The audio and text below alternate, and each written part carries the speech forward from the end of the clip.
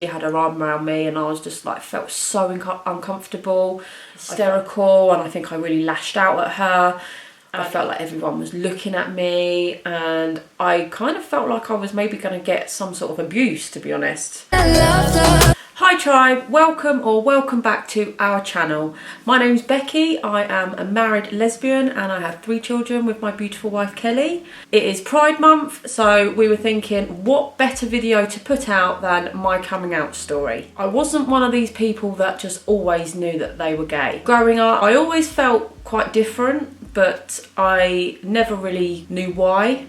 I was very introverted and very shy as a child, and I was just stereotypical lesbian. I was a tomboy, I dressed boys' clothes, I loved playing football, which I still do. You know, I ticked all the boxes for lesbian. Looking back, it's quite funny. Yeah, loved hanging out with boys, just loved kind of being outdoors, climbing, you know, all the things that boys do. I just, you know, enjoyed more than, I don't know, playing with Barbies or, you know, makeup and things like that. Just did not interest me when I was a kid. At school, I remember playing football every break time. I did have a girl best friend actually, and I did have her for all throughout my primary school and most of my secondary school as well. But mainly was just felt more comfortable being around boys and sort of hanging out with boys. Dating, I dated a couple of boys I think in primary school. Wasn't really any sort of proper relationship. I mean, you don't when you're that age. Didn't really have any sort of inkling about my sexuality. Never really even crossed my mind that I might be lesbian at that time. Going into secondary school, dated guys. Didn't really, I think I dated like 1 or 2 guys in secondary school, to be honest. Just felt quite awkward around girls, but drawn to them at the same time. After leaving school, I grew up in a really big house. It was like a 9-bedroom, 3-story house. I've got an older brother and a younger sister, so we always used to have lots of friends around. I mean, my bedroom was huge and all of our friends used to kind of mingle in each other's rooms, so we kind of had quite a big group of people that I was seeing around that time. I met this guy, he was my brother's friend, and that's how I met him. He used to come in my room and we used to hang out with my group of friends. We eventually got close to each other and we started going out with each other. We had a relationship for sort of 4 years. We moved out, we bought a house together, you know, we had a dog, everything was fine. I still didn't have any idea about being a lesbian. I don't think I really knew any lesbians. In fact, at this time I became quite depressed as well. I was so introverted. It was really difficult for me to talk to people. You know, I didn't open up about my feelings. It scared me so much just to be myself, just to say how I felt. I just felt tremendous pressure and it really affected me. I had really bad depression for, I don't know, maybe a few years, I would say. And again, at this time, I didn't understand what it was. I wasn't aware of what was happening to me and I was just so confused.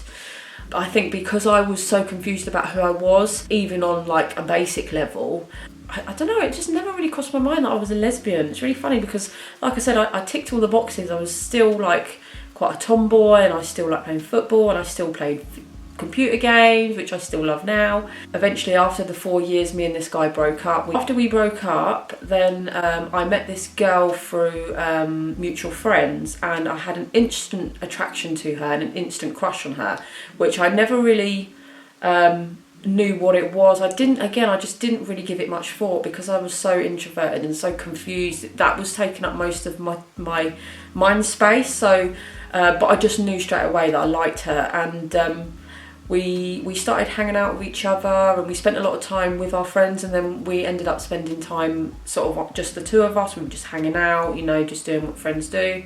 After sort of a few months of spending time with each other, she then started kind of dropping hints about wanting to hook up with a girl, which I found was because I liked her so much, I was like, this is so weird, like she must know how I feel. It was really quite awkward, and I remember we were hanging out one time when she said it, and I gave her a lift home, and just as she was getting out of the car, she kissed me and then left, and I was like, what is happening? I was just like, my mind was in a spin. I was like, this cannot be happening. Like, there's someone that I really like. Am I dreaming this? Like, what is going on? It was the weirdest experience. It was so strange. And then I think I just went home, and then like I think I might have texted her and been like, what on earth like is going on? And ended up telling her that I liked her and I'd liked her for ages, which was really strange. I mean, when you're texting, you can hide behind your phone, so I kind of got a bit braver. Yeah, we started texting and saying like, oh, you know, we'd have to take things slow, like it's new for us both. And she was quite happy with that. So we started seeing each other. I still hadn't told anyone what was going on. I kind of wanted to, like, I'm really close with my mum and my sister and all of my family really. But I don't know, it just didn't feel like the right time or anything. I didn't really know what was going on. Yeah, we just started seeing each other, and I was actually living with my sister at the time. This girl was staying over and stuff, but it was just normal, like you just did that with your friends anyway. So no one, I don't think anyone was like suspecting what was going on. I desperately wanted to tell my sister, and there was a few times I remember having the words just hanging on my mouth. But I just couldn't get them out to her. I didn't feel like it was the right time, or that she was really that we had that space to really do that. And also I was still really quite introverted and shy, so it was just incredibly hard for me to really get those words out.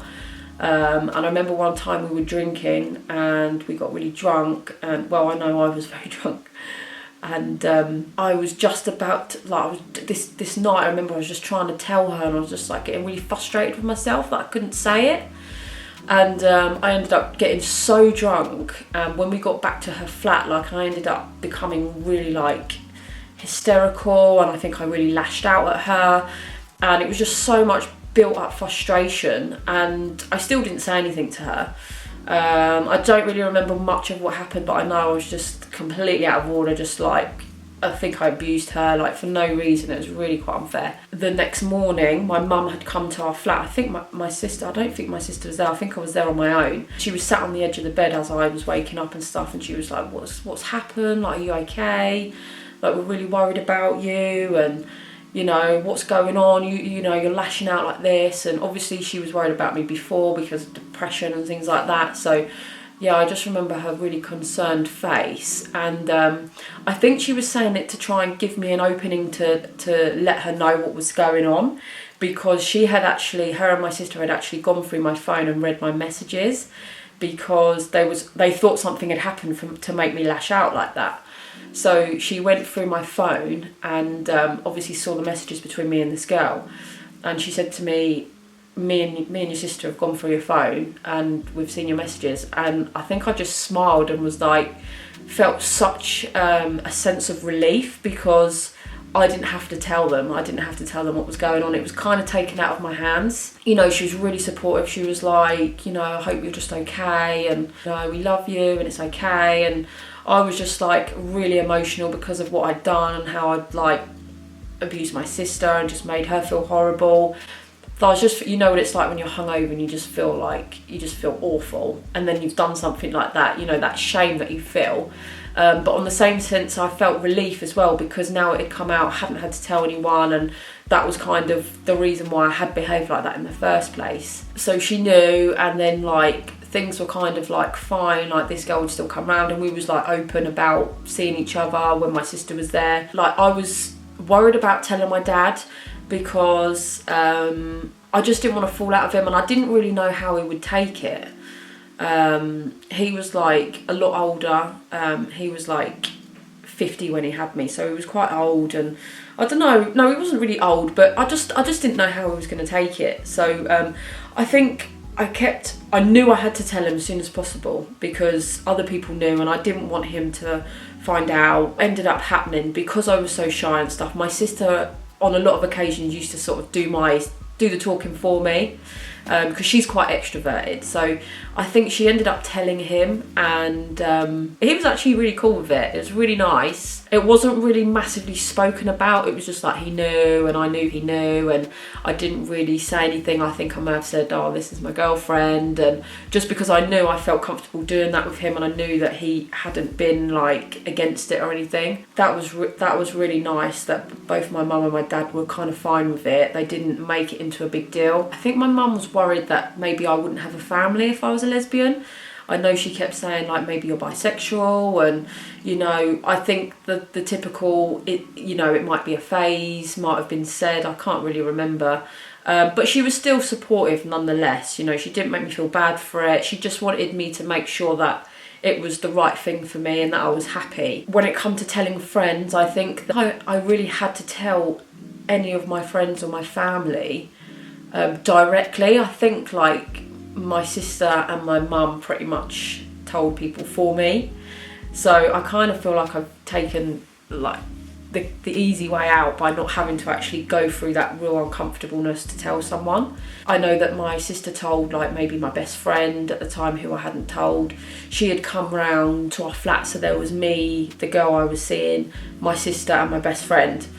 And we was all playing a game. I think me and this girl maybe got into a row. I can't really remember the details. And she stormed off and I went after her, and my friend was like, what's going on? Like, I don't get why they're like that with each other. And my sister was like, they're dating each other. And she was like, oh my God, I can't believe it. And like, she was fine with it. And to be honest, like, well, the majority of my friends were like, yeah, we knew. We knew he was gay. Like, we always thought that. And I was like, what? Like, how? Like, and I really wish that someone had told me. It probably would have made my life a lot easier to have known before, because I just didn't really give it that space. I don't know whether I was maybe just pushing it to the back of my mind to not have to think about it.